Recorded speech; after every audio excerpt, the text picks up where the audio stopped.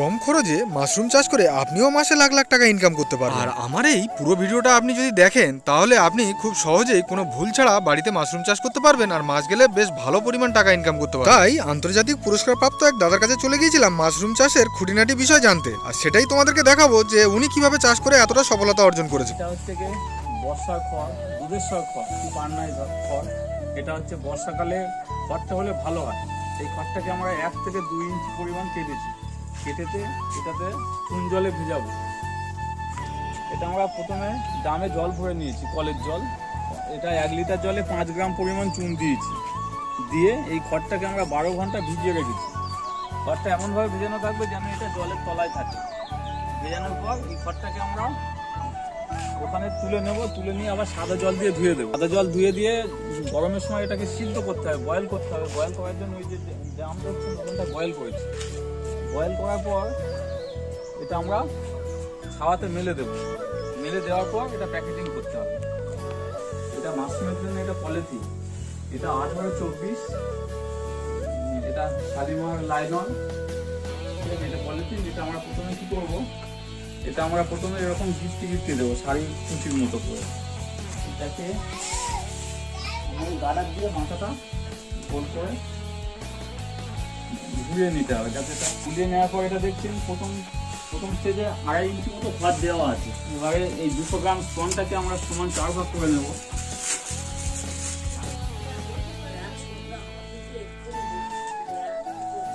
সমান 4 ভাগ করে নিয়েছি। নিয়ে প্রথম রাউন্ডে এই বীজটা আমরা সব দিকে দিয়ে দিলাম। ঠিকমতো খড় দেবো। আর একটা দানা আবার দেবো। এটা আবার খড় দেবো, আবার দানা দেবো, আবার খড় দেবো। দিয়ে এইভাবে টাইট করে আমরা বেঁধে দেবো এবং এটা কয়েকটা সিদ্ধ করে দেওয়া হবে। তো খড়টা হয়েছে আমরা সঠিকভাবে বুঝবো কি করে? খড়টা আমরা এইভাবে ছিপবো। ছিপে যদি এখান দিয়ে জল আসে তাহলে ভাববো এটা ভিজে। দেখুন জল আসছে না, কিন্তু অথচ ভিজে আছে, এই রসটা আসছে। তো এটা সঠিক নিয়ম। এখানটা যদি জল পড়ে টপটপ করে তাহলে আরো শুকাতে হবে। এটা সঠিক নিয়ম। এবার এটাকে আমরা এইভাবে বেঁধে দিয়ে 15 থেকে 20 দিন মতো রেখে দেবো। এটা আর কোনো কাজ হবে না। তারপরে যখন মাশরুমের অঙ্কুর বার হবে তখন নিয়মিত জল দিতে হবে। তো এইটা প্রথম ঘর, ছোট্ট একটা ঘর। আরো অনেকগুলো ঘর আছে, দেখতে থাকো, দেখাবো। দাদা বলবে প্রথমে কতদিনে কিভাবে কি হয়েছে প্যাকেট করার পরে। এটা প্যাকেট করার পর থেকে এটা প্রায় 15 থেকে 20 দিন পরে এই পজিশনে এসছে। ঠিক আছে, এইটা এসছে। এই পজিশনে যখন আসবে তখন নিয়মিত জল দিতে হবে এই রাতটা ঠিক রাখার জন্য। এই যখন এটা মাশরুম একটা বার হয়েছে, এদিকে অনেক এই কিছুক্ষণ আগে তুলে নেওয়া হয়েছে, এই জন্য বেশি নেই। তো এইভাবে নিয়মিত জল দিতে হবে। এই একবার লাগানোর পর থেকে 3 থেকে 4 বার আমরা ধারাবাহিকভাবে সবজিটা আমরা পাবো। এটা দ্বিতীয় আরেকটা ঘর, ছোট্ট। এখান থেকে ফসল বেশিরভাগ তুলে নেওয়া হয়েছে, কিন্তু ভিতরে দেখো, ভিতরের দিকে নিয়ে যাও একটুখানি। ভিতরে কয়েকটা রয়েছে, হ্যাঁ হয়ে রয়েছে। এখান থেকে চলে যাবো আমরা আর অন্য ঘরগুলোয়। এটা এই ঘরটা আমি পেয়েছি শস্য শ্যামলা কৃষি বিজ্ঞান কেন্দ্র থেকে। আর আমি কিছু দিয়ে এই বেডটা বানিয়েছি, এই ঘরটা বানিয়েছি। আর এই ঘর থেকে যা মাশরুম হয় তার থেকে ওটাতে গিয়ে কম্পোস্ট তৈরি হয়। মানে মাশরুমের খড় দিয়ে আর গোবর পচি কিছু হিসেবে ওটা কম্পোস্ট তৈরি হচ্ছে। তো এটা 3য় নম্বর ঘর, যে ঘরে আবারও আমরা দেখাচ্ছি দাদা মাশরুম চাষ করছে। তো এইগুলো অল্প কিছুদিন হয়েছে দেখে মনে হচ্ছে দাদা, এগুলো অল্প কিছুদিন হয়েছে, নতুন লাগিয়েছে। আর যেগুলোতে মাশরুম হয়েছে সেই জায়গাগুলো একটু দেখাই। দাদা মাশরুম তুলে নিয়ে বিক্রি করে দিয়ে এসছে, তো ওই জন্য অনেক কম রয়েছে। এই যেমন নতুন এসছে,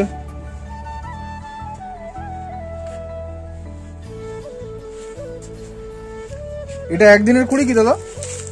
যে মাশরুমের খড়গুলোকে মানে ওয়েস্টেজ যেগুলো হচ্ছে সেই ওয়েস্টেজটা এই যে রয়েছে, সেই ওয়েস্টেজগুলোকে দাদা কিভাবে আবার ফের পুনরায় ওটা সারে পরিণত করছে সেটাই তোমাদেরকে দেখাবো। দাদা একটু বলবে। এর সঙ্গে মাশরুমের খড় দিয়েছি, আর পচা খড় এর সঙ্গে দিয়েছি, গোবর দিয়েছি আর কলা গাছ পচা দিয়েছি।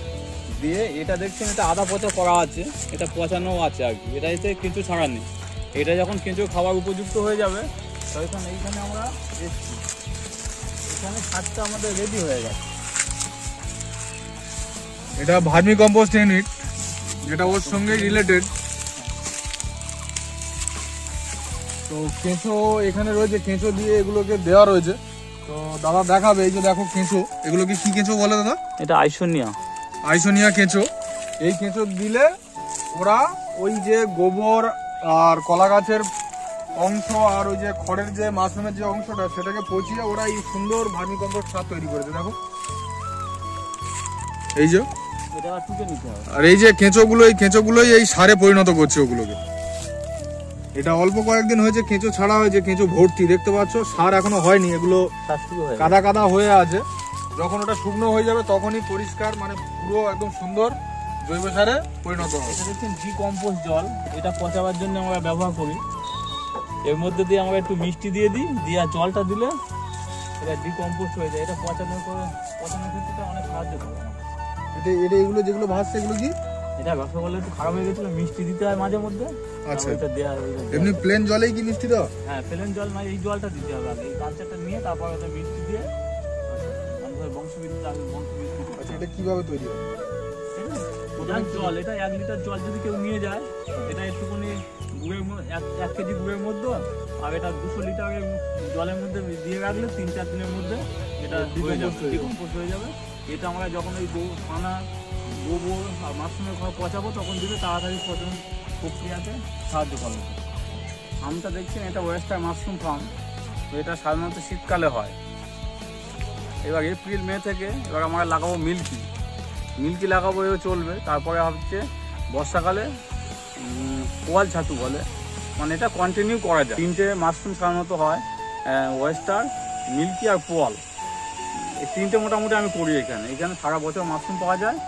তো মাশরুম চাষ করলে অবশ্যই লাভজনক হয়ে যায়, যদি বাজারটা ঠিকঠাক হয় লাভজনক করা যায় এবং এর থেকে একটা ভালো ইনকামের রাস্তা হতে পারে। তো আপনারা যদি মাশরুম, র মাশরুম বা শুকনো মাশরুম যদি আপনারা কিনতে চান, বা এই যে ভার্মি কম্পোস্ট দেখানো হয়েছে সেই ভার্মি কম্পোস্ট সার যদি আপনারা কিনতে চান, তাহলে এই দাদার নাম্বার আমরা দিয়ে দিচ্ছি। এই দাদার নাম্বারে আপনারা ফোন করবেন, করলে আপনারা পেয়ে যাবেন। দাদা এই সমস্ত জিনিস দিয়ে থাকে এবং দাদা এর থেকে ভালো পরিমাণে একটা আর্নিং করে। যেমন আমি বলে দিই, মাশরুম হলো, মাশরুম হয়ে যাওয়ার পরে এই যে ওয়েস্টেজ যেটা থাকছে সেই ওয়েস্টেজটা তোমাদেরকে দেখালাম যে কিভাবে ভার্মি কম্পোস্ট সারে তৈরি হচ্ছে। ভার্মি কম্পোস্ট সারও তোমরা খুব কম পয়সায় দাদার কাছ থেকে পেয়ে যাবে, যেটা বাজারের থেকে অনেক কম দামে পাওয়া যায়।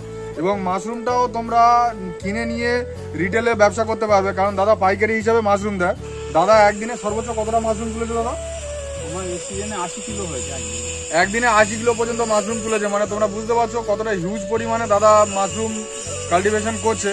তো তোমরা যদি নিতে চাও দাদার সঙ্গে যোগাযোগ করতে পারো, নাম্বারটা দেওয়া আছে। এটা আমাদের গ্রামের নাম মৌসল, পোস্ট অফিস তারদহ, ভাঙড় 1 নম্বর ব্লক, দক্ষিণ 24 পরগনা। তার নামটা একটু বলবেন? আমার নাম গৌর নস্কর। ইনি হচ্ছে আন্তর্জাতিক লেভেলের পুরস্কার প্রাপ্ত। এটা মাটি কিসের জন্য এটা পেয়েছিল একবার একটুখানি বলে দেবে? এটা মাটি স্বাস্থ্য রক্ষার জন্য মাটি লিপ্ত, এটা দিল্লি থেকে পেয়েছিল। তো এইখানে আরো দেখতে পাচ্ছ ডিডি বাংলা থেকে খেতে খামারে বাজিমাত, যেটা সেটাতেও দাদা প্রথম হয়েছিল। আর এছাড়াও অনেক পুরস্কার এখানে আরো রয়েছে যেগুলো দাদা পেয়েছে।